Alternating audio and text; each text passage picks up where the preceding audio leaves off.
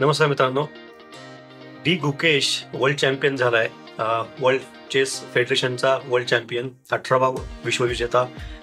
आणि रशियन जे फेडरेशन आहे chess, Russian RCF, Russian chess federation, त्यांना मात्र ही द्राक्ष आंबट लागली आहेत. कारण त्यांच्या म्हणण्यानुसार ही जी फायनल झाली सिंगापूरमध्ये डिंग लिरेन आणि गुकेशमध्ये, त्याच्यामध्ये त्यांच्या म्हणण्यानुसार डिंग लिरेन हा जाणून बुजून हरला आणि त्यामुळे गुकेशला विश्वविजेता होण्याची संधी मिळाली.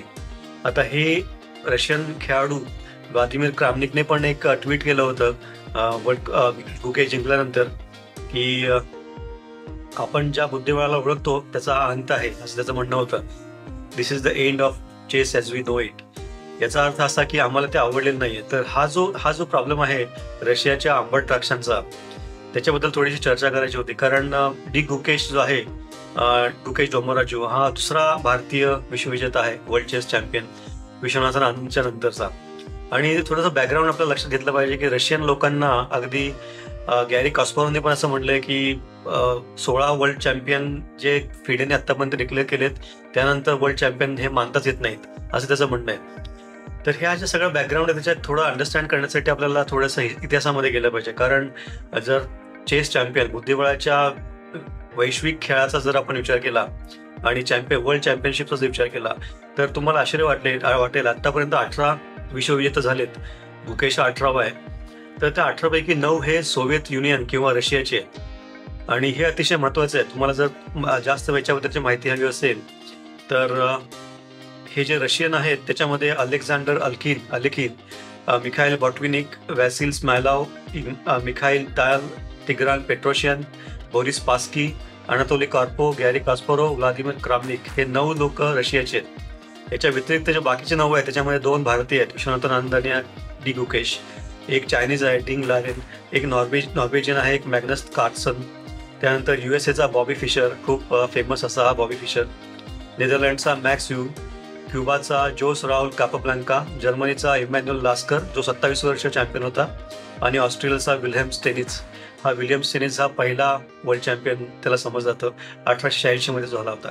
म्हणजे 18 वर्ल्ड चॅम्पियन पैकी जर 9 रशियाचे असतील तर ऑब्व्हियसली रशियन लोकांना थोडासा त्रास होणारच आहे. कारण हे जे चायनीज किंवा इंडियन किंवा नॉर्वे याचे खेळाडू जर वर्ल्ड चॅम्पियन व्हायला लागले तर रशियन चेसचा जगावरचा दबदबा कमी होतो. आणि हेच कारण असं आहे. मला या सगळ्या जे नकारात्मक घंटा रशियन चेस फेडरेशन ते जे वाजवत आहेत, त्यांचा जो मेन आहे आंद्री फिलातोव, त्याच्या ज्या कॉमेंट्स आलेल्या आहेत त्या पण याच आहेत की डिंग लेरेनचा खेळ थोडा सस्पिशियस वाटतो आणि फिडे जी बॉडी आहे, गव्हर्निंग बॉडी आहे, त्यांनी या गेमचा इन्क्वायरी करावी असं त्यांचं म्हणणं आहे. तर हे सगळं समजायचं हे असं का होतं, हा बेसिक सगळ्यात महत्त्वाचा पॉईंट. तर आजच्या व्हिडिओचा विषय हाच आहे की एखादा विजेता किंवा एखादा खेळाडू जिंकल्यानंतर, जिंकेपर्यंत त्याला खूप लोकांची साथ लाभते, त्याचं कौतुक होतं, पण जिंकल्यानंतर पुढे काय. तर हा जो मूळ मुद्दा आहे त्याच्याबद्दल आपण थोडं डिस्कस करणार आहोत. सगळ्यात महत्त्वाचा पार्ट असतो याच्यामध्ये द अंडरडॉग नॅरेटिव्ह. म्हणजे जो अंडरडॉग असतो हा जिंकू शकेल किंवा होतकरू आहे, जिंकलेलं नाही, जिंकू शकेल अशी जी अपेक्षा असते ज्यांच्याकडून, त्यांना बऱ्यापैकी सपोर्ट मिळतो. त्यांच्या स्ट्रगलचं, त्यांच्या कार्याचं, त्यांच्या कष्टाचं बऱ्यापैकी गवगवा होतो किंवा ती चर्चेला जाते. परंतु तोच एकदा जिंकल्यानंतर त्या अंडरडॉग जेव्हा ती मॅच जिंकतो तेव्हा मात्र बरीच लोक जी आधी त्याचा सत्कार करत होती, जयजयकार करत होते, तेच मात्र त्याच्या विरोधात जातात. तर हे अंडरडॉग ही ह्युमन मेंटॅलिटी आहे. जेव्हा जोपर्यंत एखादी व्यक्ती एखादी मॅच, एखादी टुर्नामेंट किंवा अगदी करिअरमध्ये पण जिंकत नाही तोपर्यंत बाकी लोकांना तो धोकादायक किंवा तिरस्कार करण्याच्या लायकीचा वाटत नाही. तो जिंकल्यानंतर मात्र तिरस्कार सुरू होतो आणि मग त्याचे जे फाटे फुटायला लागतात, तोच का जिंकला, तो असं का जिंकला, त्यांनी काय मॅनेज केलं असेल का वगैरे असं. तर हा अंडरडॉग नॅरेटिव्ह जो आहे तो डी गुकेशच्या केसमध्ये वर्ल्ड चॅम्पियन व्हायच्या आधी त्याने जेव्हा कॅन्डिडेट्स टुर्नामेंट जिंकली तेव्हा जगभरातल्या लोकांनी त्याचं, अगदी गॅरी कास्परोव्हने सुद्धा त्याचं अभिनंदन केलं होतं. पण तोच जेव्हा वर्ल्ड चॅम्पियन होतो तेव्हा मात्र अचानक परिस्थिती बदलते, कारण तो आता अंडरडॉग राहिलेला नाहीये, तर तो विनिंग डॉग झालेला आहे. त्यामुळे हा इश्यू आहे.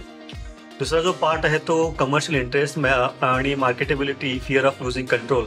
तुम्हाला माहिती आहे रशियन फेडरेशन हे रशियाने युक्रेनवर हल्ला केल्यापासून फिडे जे आहे, जी चेसची वर्ल्ड गव्हर्निंग बॉडी आहे, त्यांनी बऱ्याचशा रशियन खेळाडूंवर अगदी बंदी घातलेली आहे. त्यामुळे रशियाला असं वाटतं की आपला या चेसवर आपण ज्या खेळावर आपण राज्य केलं, 18 वर्ल्ड विश्वविजेत्यांपैकी जर 9 रशियन असतील तर ऑब्व्हियसली त्यांचं राज्यच होतं या खेळावर.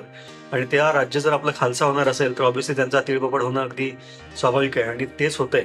त्यानंतर कमर्शियल इंटरेस्ट पण याच्यामध्ये भरपूर आहेत, कारण तुम्ही जर चेस फ्रॅटर्निटी किंवा चेस बुद्धिबळाचं विश्व जर तुम्ही कंट्रोल करत असाल तर त्यामध्ये होणारे कमर्शियल डील्स, त्यानंतर मार्केट डेव्हलपमेंट, ॲड्स, रेव्हेन्यू, हे सगळ्यावर कंट्रोल ठेवता येतो. मोनोपॉली असते त्याच्यामध्ये बेसिकली हे कंट्रोलमध्ये. हा अतिशय महत्त्वाचा पार्ट आहे.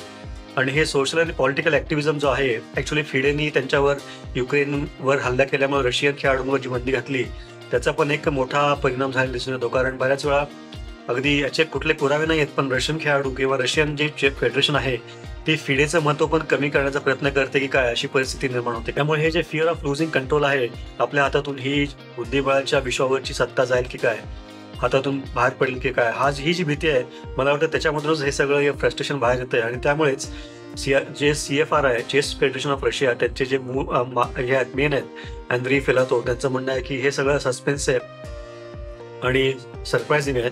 याच्यामध्ये नक्की काहीतरी डिंगलेरीनी काहीतरी जाणूनबुजून हारला वगैरे असं काहीतरी. तर ह्या सगळ्या गोष्टी कोल्ह्याला आंबट द्राक्ष असतात तसा प्रकार झालेला आहे. म्हणून डी गुकेश जरी वर्ल्ड चॅम्पियन झालेला असला 18वा, तरी पण रशियाला मात्र ही द्राक्ष आंबट लागतात. धन्यवाद.